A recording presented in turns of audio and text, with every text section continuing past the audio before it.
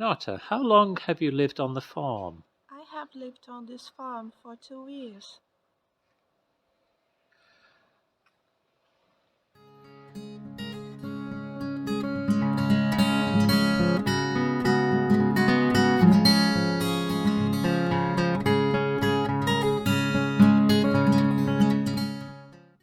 Okay, so before we start this part of the course, I'm going to introduce you to Greta, my personal assistant.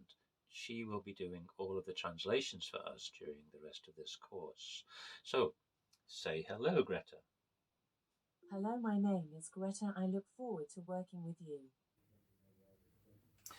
So, on my right, you can see a list of tenses that we're going to study, the perfect tenses, and welcome back to Greta. She's going to help us with the translations. Então, à minha direita, você pode ver uma lista de tempos em que estudaremos os tempos perfeitos e bem-vindo. Ela nos ajudará com as traduções. Okay, so here we are. Let's have a look at the first tense, the present perfect. On my right here, you can see a diagram. You'll notice on the diagram, we have the simple past and the present perfect. They're very similar, actually, because although it's called the present perfect, the action happens in the past. Let me give you an example. So simple past. Last Saturday, I went to the cinema. Went is the past of go. That is a simple past sentence. We can also express the same idea in the present perfect. For example, my wife and I have been to the cinema. Now the difference is, in the simple past, it tells you when, last Saturday. In the present perfect, it doesn't tell you when. It just said that my wife and I have been to the cinema.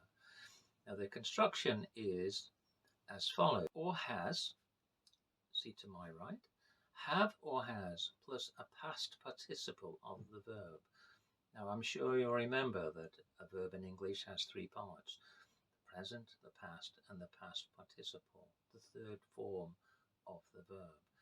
So I have, you have, we have, they have, he, she, it has. So he has been to the cinema. We have been to the cinema. Renata, has the mail arrived yet?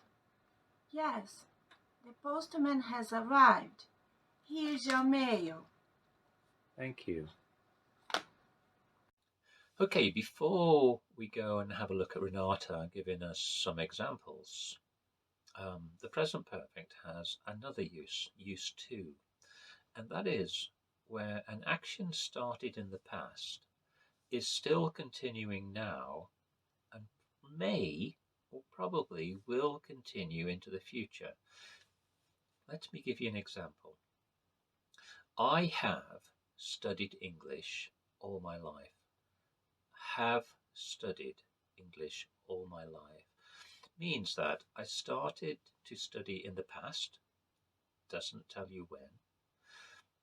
I'm still studying English now, and it's not clear, but I may continue studying into the future. So the present perfect actually has two uses. An action that happened in the past that has finished, but doesn't tell you when, use one, and use two, an action that started in the past, doesn't tell you when, is continuing to now, to the present, and may continue into the future. So let's have a look at some examples with Renata. Renata, how long have you studied English? I have studied English since I was 30 years old. Okay, and so thank you, Renata. So as you can see, in summary, from the diagrams on the left, the present perfect has two uses. A single action in the past that doesn't tell you when, For example, I have been to the cinema. I have fed the chickens.